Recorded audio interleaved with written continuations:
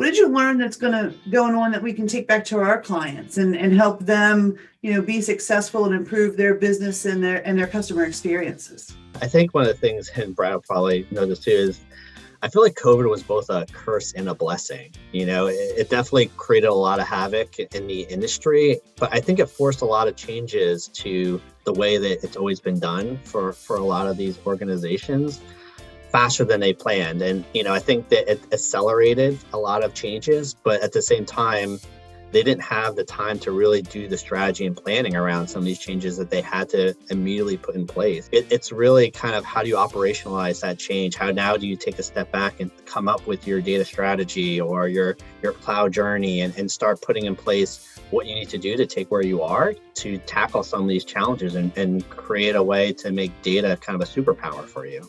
Perhaps there was, maybe in higher ed in general, there's more of a hesitation in getting started with the cloud journey.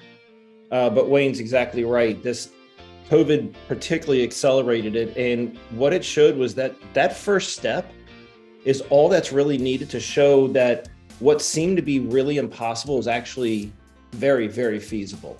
I picked up on that several times at the conference. Taking that first step, it's incremental change. I think that sometimes we get locked into, going to these conferences and seeing these awesome things that maybe a different company or organization are doing. You're like, there's no way I can get there. But taking those incremental change and thinking about how do I keep the student in the center?